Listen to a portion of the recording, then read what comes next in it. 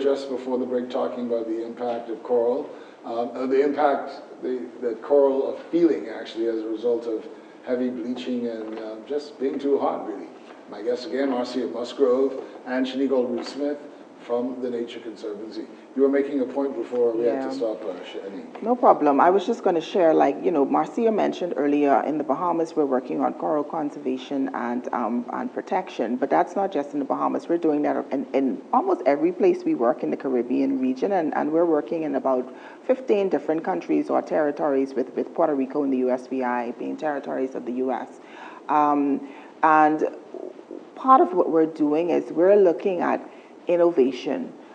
We know we're losing coral because of bleaching, but because of other factors as well. It could be ship grounding, some you know, water pollution. Various things are contributing to drastic losses in corals. And as Marcia mentioned earlier, again, corals are so significant for coastal defense, for some of our like reef fisheries, for our tourism. Coming to scuba dive, to snorkel, etc., around coral reefs where you can see these various fauna and whatnot. So we are looking at innovation in restoring corals. Our first line of defense and our preference is we protect them, we keep them intact, but we know that's not the reality you see in the water when you get out there. There is some loss of coral. We do see coral not in as best health as they should be in. How can we bring them back to healthy populations? What can we do to be a catalyst towards this? So we are rearing coral, or some people call it coral farming. TNC is doing it directly in some places. In some places, it's being done in partnership with others. Are we doing it here? So I think PIMS might be doing something. We are doing it here. We have what we call a Coral Innovation Hub, which is actually one of a network across the region that TNC is involved in, the Bahamas being in the north. Then we have another one in the Dominican Republic, and then a third that's in the U.S. Virgin Islands.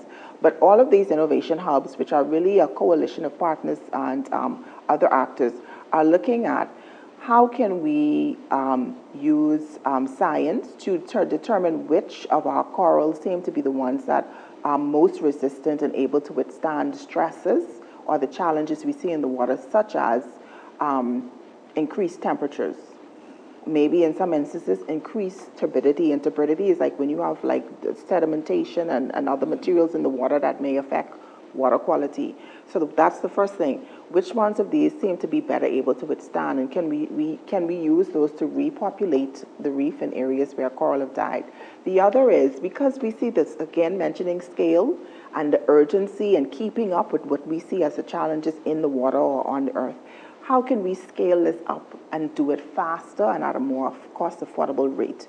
So we're doing different iterations, trying different materials to support them, attaching the coral, different types of conditions under the lab to not just see which corals are better at being resistant, but also how can we help to reproduce those corals in a faster way that's more cost-effective, so we could keep up with the challenges and the scale of the challenges in the water. Marcia, we were talking about the strategies. Did you complete the four? Yes, so we said marine protected areas, sustainable fisheries, coral conservation, restoration and monitoring, and climate adaptation. Great. Now, TNC recently celebrated 20 years in the Bahamas. Yes. Right? The environment minister, I was seeing in the news, said how important your role was in helping to build national legislation, which is really a very good thing for a cabinet minister to say. I think you may have touched on some of the areas in which you've helped to do that, but if you want to give us a little rundown of some of those things again, that would be good. Yes, so I guess policy, or more broadly on legislation. So one of the things that we normally do is we provide technical support to partners, and that includes government agencies. So sometimes we know that, the government doesn't always have all of the expertise and people that it needs. And so we work in partnership with them to add value and to support that work.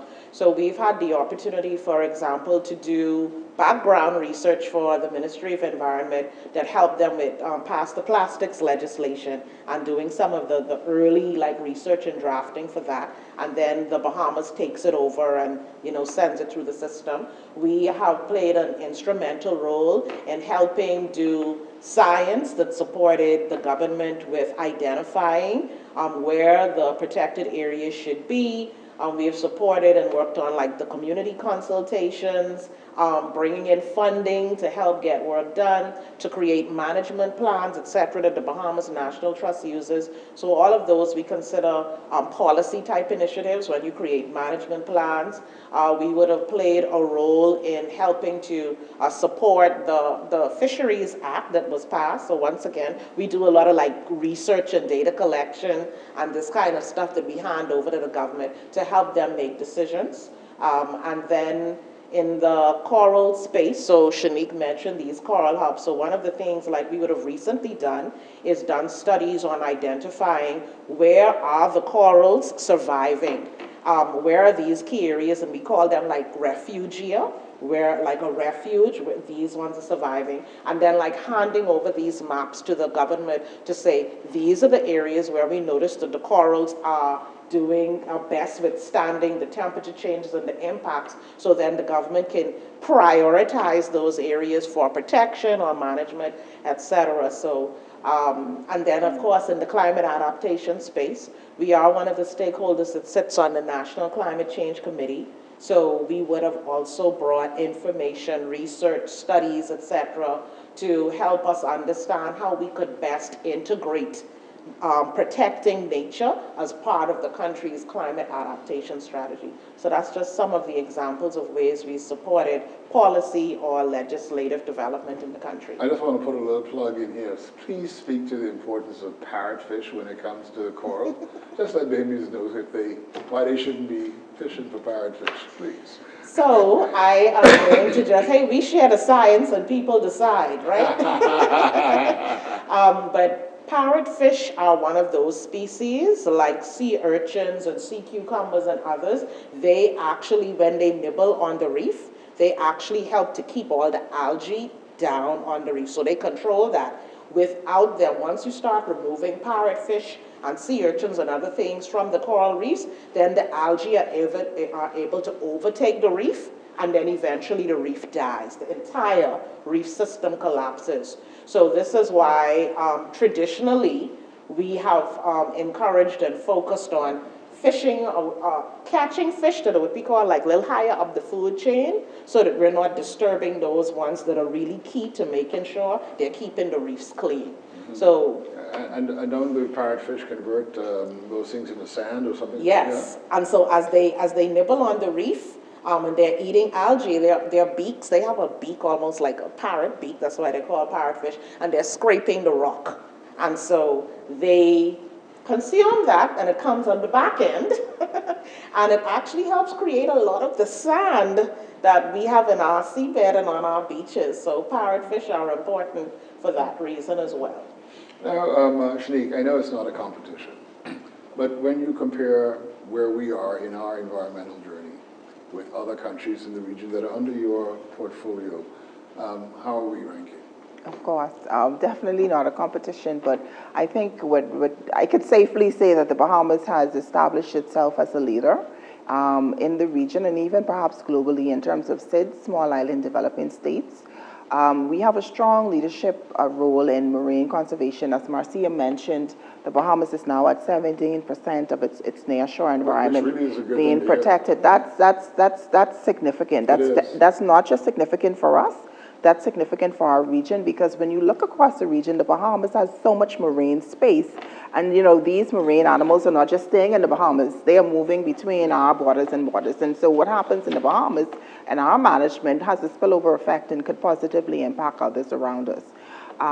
So that's one area where we've been really strong. The Bahamas has made an effort, I think, over time through working with the UN Environmental Convention, the Convention on Biological Diversity, and its many arms. There are like lots of subgroupings underneath that, by being a country that shows up and tries to represent itself, but also the voice of the small island nations, such as other countries in the Caribbean. We just signed BBNJ a few days ago. Yes. And how critical is that?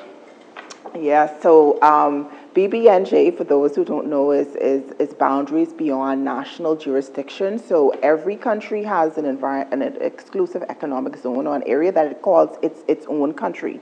However, there are places on the earth, particularly in the ocean, that actually doesn't fall under the management and jurisdiction of any country. It's beyond the borders of the Bahamas or Cuba or Haiti or whatever ever marine country. So this area has just been kind of, for lack of a better term, some people call it like a free fall. In terms of fishing, scientific research, all sorts of other things. Recently, there's been lots of focus on, if we want to address the global challenges, we can't continue to not be strategic about managing the entire globe. There's a big gap when we leave these areas that are not necessarily under any specific country's jurisdiction, kind of just open and anything goes. And that's not necessarily true that anything goes, but BBNJ is now a mechanism to address how do we come up with a common framework that's been kind of vetted amongst all of the countries in the world for managing these other areas and managing it in an equitable way, right? Because this is a key issue that's coming up a lot in the environmental sphere. We want to see the benefits that are coming from the environment coming back to people in a way that's fair, that's equitable, and people, people buy into it. It's not just the powerhouse countries taking advantage and making decisions, and the rest of the world has to be pulled along, etc. So the BBNJ, I think, is going to be interesting to see how this develops. And obviously, why would the Bahamas engage, or why would any country engage? At the end of the day, the persons who are representing the Bahamas are there. So one, our voice is heard, but two, we want to be able to ensure whatever is done in those areas beyond our jurisdiction. And there's a lot for us, because beyond the Bahamas, you start to get into the Atlantic Ocean, and then you eventually get to Africa, right? So this isn't tangential. This is directly impacting the Bahamas. We don't want anything to be done that's going to negatively impact us and our people and our marine resources. But at the same time, whatever's being done, if there are benefits to be realized over time, we need to have our voice in there to ensure that we can position for things that are going to be most beneficial for the Bahamas versus other interests around the world. So it's not insignificant, and it again shows the leadership, because the country is saying, I recognize the importance of managing what's directly under my remit, but at the same time, I'm playing in a bigger fish pond, in a bigger world. If I don't pay attention to what's happening around me, eventually I'm going to probably be at risk. And so I think it's really great that the Bahamas has taken this leadership and taken the interest at this level to speak in this forum under the BBNJ. Absolutely. Marcy, we were talking a lot about maritime issues because that's what we are. Yes. But when we look at terrestrial matters here, what's most at risk? I'm still hearing some disturbing stories about iguanas being consumed or played around with in a reckless manner on some of these tourist things. Now I know that the BNT manages the parks and stuff, but what reports are you hearing that disturbing to you about terrestrial issues? Well, from the perspective of terrestrial issues, we do have incidences where there are definitely people not respecting the laws around some of our critically endangered and unique species, like the iguanas that we have in the Bahamas. We have what we call subspecies that are found nowhere else in the world. So once they're gone, they're gone. And then we also have some issues with that balance between how much forest do we clear, pine forests, coppice forests, how much mangroves can we safely clear and which ones need to be protected. And so those are some of the primary issues that we're hearing about. And we know that, like you said, but some of those iguana areas, a lot of them are within protected areas. And so one of the things that the government has done that we've been a part of through committees that we work on is now to create the Bahamas Wildlife Enforcement Network. Right, yes. So this is the very first time the country is actually now creating a law enforcement unit that is specifically focused on ensuring that we are policing, we are really paying attention to enforcing our environmental laws. Before, it was kind of spread out across different agencies, but they have, their attention has to be diverted because they're focused on other things. And this will go But beyond the parks, and so... This is for the entire country. The park wardens will be for the parks, but Yes. the network will take other... The network will pay attention to environmental infractions and enforcement across the entire country. And so this is, I think, a really bold step. So Shanique mentioned, in a lot of ways, the Bahamas has been the leader in moving forward. And this came out of a wider Caribbean conversation. And the Bahamas was asked to kind of be the first country to step out and model what this looks like. Wow. So whatever we're doing, we're actually going to be sharing our learning and experience with the other countries in the region so that they can get their wildlife enforcement networks up and running. So, kudos to the Ministry of National Security and those arms that have seen that vision. And they are partnering with the local NGOs and the protected area managers to ensure that they're all working together.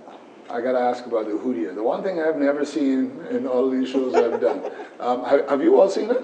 I have not. I have Okay, never had seen the a pleasure. Hoodia in person, No, only pictures. I've only seen the droppings and Oh, you have? the footprints in the Exuma Keys Land and Sea Park, which is one of the few places where Hutia are still in the Bahamas. But to see actual animal, I've not had the And I'm pleasure, sure a lot of people are trying to unfortunately. figure out what we're talking about. So please tell them what the Hoodia is, please, both of you. In Bahamian vernacular, rat cousin without the tail. But it's the only indigenous Bahamian mammal, right? Yes, so the Yes. Hutia is the only indigenous Bahamian mammal. As we understand it, it was very common across the Bahamas, and it was actually a food item for the Lucayan Indians, which were the first people of our islands before we had Christopher Columbus coming in, and then the modern area with colonialism and slavery and all of that. And unfortunately, just because of development and maybe other factors, we've lost the Hootia on many places in the Bahamas. It still is, if I'm not mistaken, Marcia, is it Auckland's Crooked Island? It's somewhere in like that southeastern Bahamas. We still have a population, and then at some point, I want to say maybe in the 80s, there was a scientific research kind of study where they actually established a new population of Hootia within the Exuma Keys Land and Sea Park. So we do have them there. But in fact, in some ways, it's a national treasure. We may not know about it, and maybe rat's cousin without a tail, and that may be turning off people. But one of the things that I would love for Bahamians to understand about our country, about the other countries in the Caribbean, and any country that we call SID, Small Island Development States, is because you have small islands that are isolated, and it's hard to transport because we have the ocean in some ways acts as a block, particularly for the land-based animals and plants. We have a high level of uniqueness. Yes. When you look at other places in the world. Uniqueness is when we say endemic, all right? Endemic means something is found in this place, but it's not found anywhere else, not just in that place, in the entire world.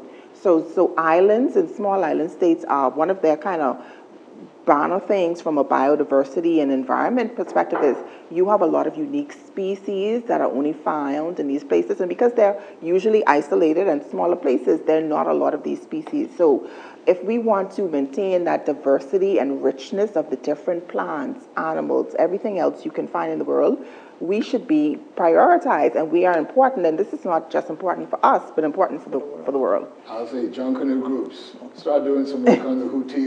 See what on Boxing Day.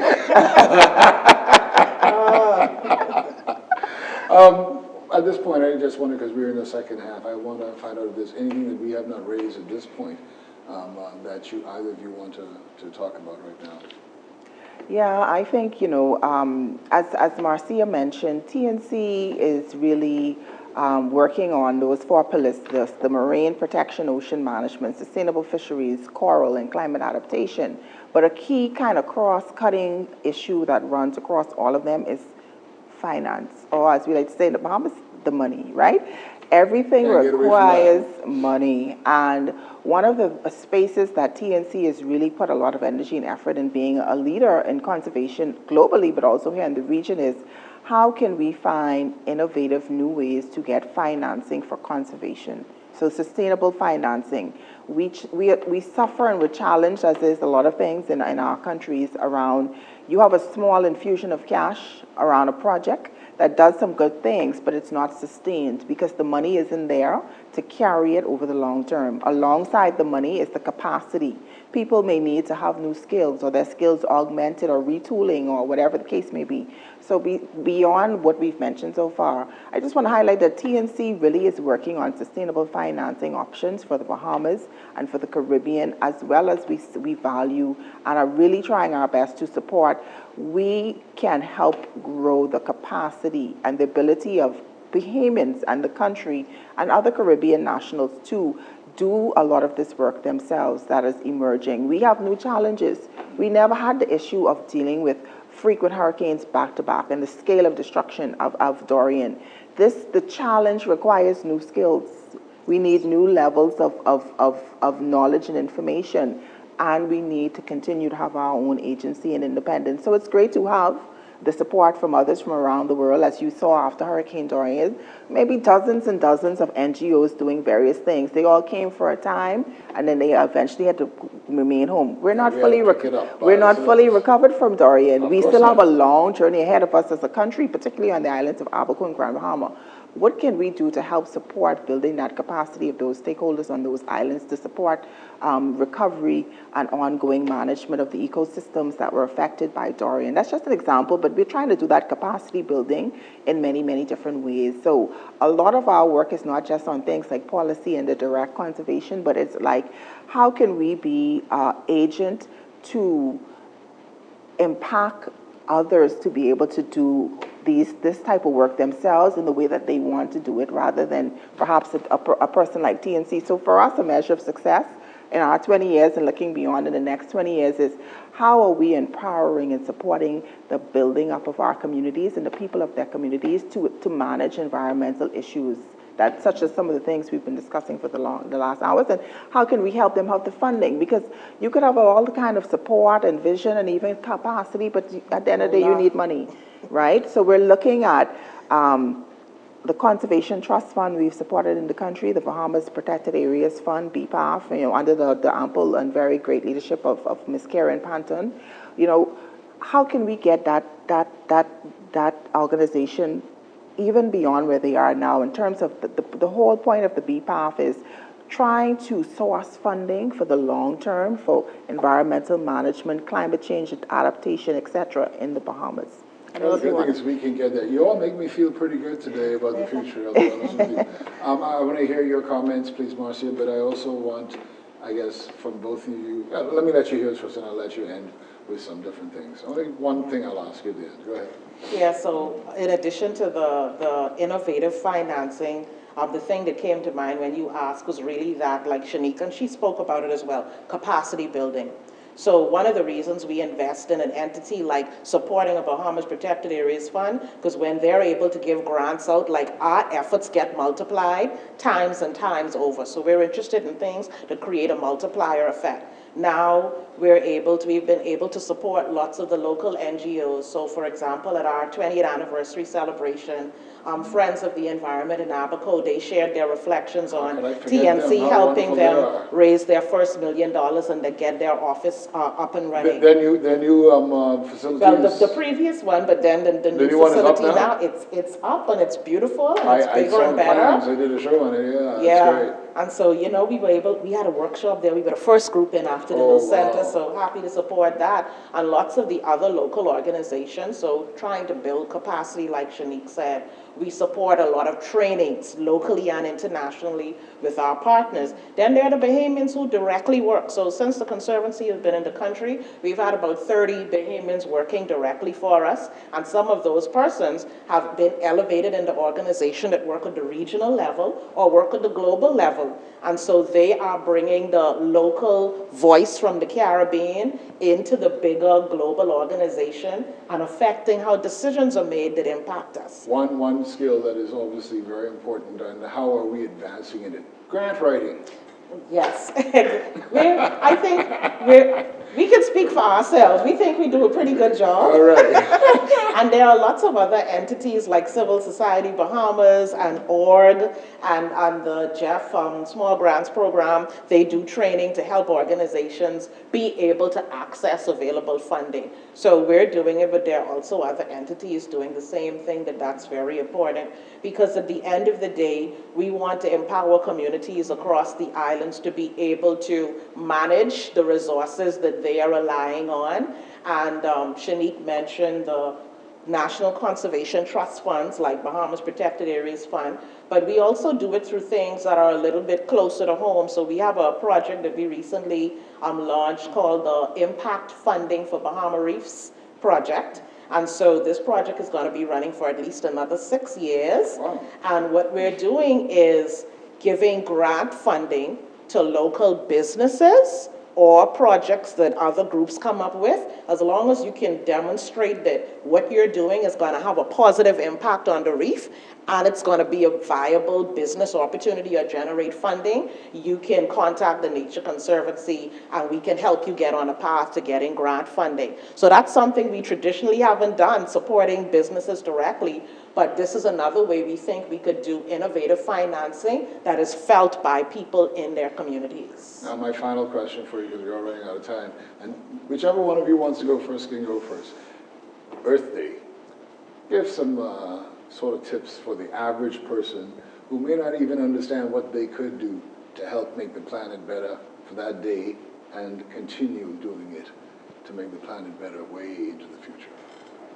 Yes, I mean, it's as Marcia said, reiteration, which is you have to kind of say the same thing multiple times in multiple ways, because everybody that processes information different. So I would say, again, if there's a particular topic in the environment that you're interested in, we've talked about so many things today: plastics, you know, boundaries beyond national jurisdiction, coral bleaching, etc. Go and find out more about it, right? Knowledge is power. And you're not going to be an agent of change or able to do anything about something that you're not aware of, right? So I would say be proactive in terms of getting yourself information about whatever is out there. And the second I want to put out there is one I mentioned earlier, kind of indirectly. Every individual has purchasing power. A lot of things that we see that are negative impacts on us as humans as well as the environment stems back to some type of business model, right? It's being driven by someone is making money from it. So you have the power as an individual through how you spend your money to make positive change in terms of the environment in the Bahamas and in the globe.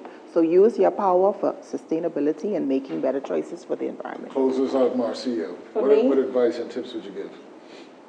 It's a little bit up there, but I take pride in your immediate surrounding, because it transfers. There's, you know, we grew up hearing that charity begins at home and ends abroad. When I was growing up and I had to go to my grandmother's house, you had to sweep the yard. The dirt in the yard, you swept up around the tree. Which was amazing. Which was amazing. But just that instilling, that was instilled in kind of keeping your immediate surroundings clean. Then that translated, so when you went somewhere else, you didn't think about littering because this was instilled in you. So I think that the parents, right, and the adult population, like Shanique says, when we learn, know better, and then do better, when we model that, and we teach that to the next generation, then they carry on that legacy and they build on it. The passion that I have for the environment and taking care of it came from my parents. We were talking in our office and the staff the other day, and everybody has a story about somebody, an adult, a parent, an aunt, a teacher, somebody that impacted the way they think. And so if we want to continue to have that multiplier effect and to do better going into the future generations, we have to continue to model and to continue to teach and just to continue to take pride in what we have. Because we do have a beautiful country indeed. We do. You all make me feel better today. Marcia Musgrove, Shanique Albury-Smith from the Nature Conservancy, thanks for being here. And we'll see you next time on Reid Between the Lines. Have a good one.